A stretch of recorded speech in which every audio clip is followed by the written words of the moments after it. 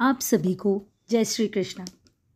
आज दर्शन करेंगे श्रीनाथ जी नाथद्वारा के और चर्चा करेंगे देहरी मांडने के बारे में कुछ विशेष बातें।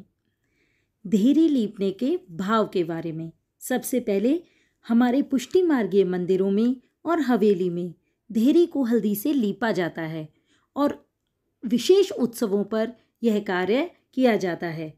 देहरी को लीपना मंगलमय माना जाता है। पुष्टि मार्ग के मंदिरों में प्रत्येक स्थान का भावात्मक और स्वरूपात्मक महत्व है, इसलिए देहरी को भी हल्दी से लीपकर उसका पूजन किया जाता है।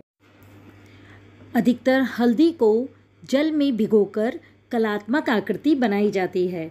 बहू जी और बेटी जी जो हमारे गुरु घराने की हैं वह यह कार्य करती हैं। ठाकुर जी के निज मंदिर के द्वार पर स्वयं अपने हस्त कमलों से वह देहरी लीपती हैं, जैसा कि आप देख रहे हैं।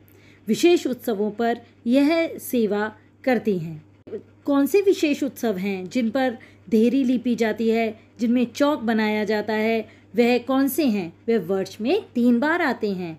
वे विशेष उत्सव हैं। सबसे सर्वप्रथम जन्माष्टमी। जन्माष्टमी पर देहरी लीपी जाती है। दूसरा उत्सव है महाप्रभु जी का उत्सव। अपने महाप्रभु जी के जन्म दिवस पर देहरी लीपी जाती है।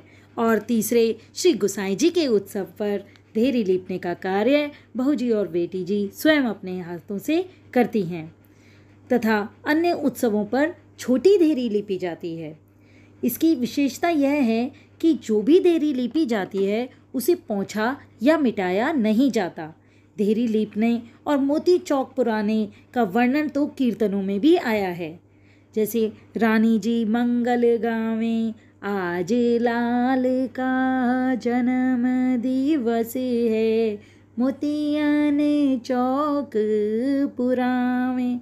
इसमें जो मोतियन चौक की बात कही गई है उसका भाव यही है कि चौक में देहरी पर या चौक में जो हम कमल वेल आदि कलात्मक ढंग से माणी जाती हैं उनका भाव मोतियों के चौक भरने से किया गया है।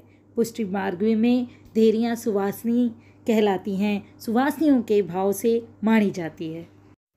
अब हल्दी की देहरी मांडने का धार्मिक महत्व समझिए। पहला है शुभता और समृद्धि। हल्दी लक्ष्मी जी का प्रतीक होती है और दरिद्रता को दूर करती है। दूसरा देवताओं का स्वागत। देहरी देव प्रवेश द्वार है, हल्दी से इसकी पवित्रता और भी बढ़ जाती है। तीसरा नकारात्मक ऊर्जा से रक्षा करती है। हल्दी जो है आपकी बुराइयों को दूर भगाती है, यह बुरी शक्तियों को घर से बहुत दूर रखती है। चौथा शुभ कार्यों की शुरुआत। जब भी हम पूजा विवाह आदि करते हैं तो हल्दी लीपन से ये सभी कार्य शुभ माने जाते हैं। और पांचवा संस्कृति का सम्मान। यह हमारी धरोहर है, बहुत पुरानी परंपरा है, इसलिए हम इन संस्कारों का सम्मान करते हैं और यह हमें जागरूकता को दर्शाती है। यह तो है धार्मिक महत्व।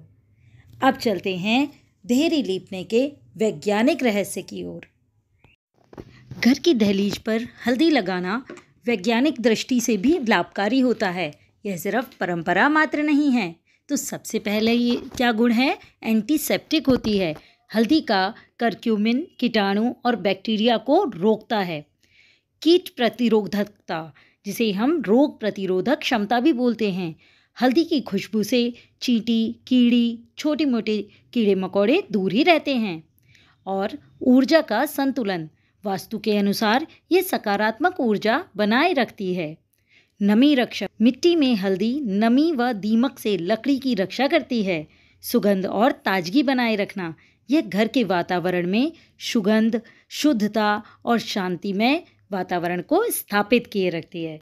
तो यह था आज हल्दी लीपने मांडने का महत्व। अब करेंगे ठाकुर जी के नाथद्वारा से मंगला और श्रृंगार के दर्शन।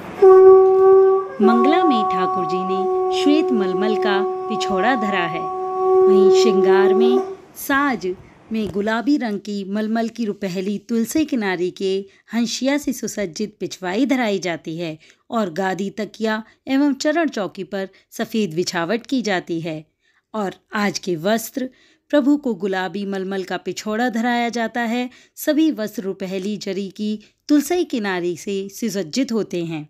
श्रृंगार में श्री जी को छोटा कमर तक का हल्का मोतियों के आभरण से युक्त श्रृंगार धराया जाता है। श्री मस्तक पर गुलाबी रंग के ग्वाल पगा पर मोती की लड़, पग्गा चंद्रिका, मोर शिखा एवं बाईं ओर शीश फूल धराया जाता है। श्रीकर्ण में मोती के लोलक बिंदी धराए जाते हैं। श्वेत पुष्पों की 2 माला जी धराई जाती हैं। श्रीहस्त में कमल छड़ी, झीने लहरिया के वेणु जी एवं वेत्र जी धराए जाते हैं। पट उष्ण काल का व गोटी बाघ बकरी की आती है। शाम को श्री जी में फूलों के श्रृंगार के दर्शन होंगे। अब दर्शन श्री गोवर्धन नाथ जी हवेली दिल्ली से, मंगला एवं श्रृंगार दर्शन। श्रीनाथ जी शरणं मम, श्रीनाथ जी शरणं मम, श्रीनाथ जी शरणं मम, जय श्रीनाथ जी शरणं।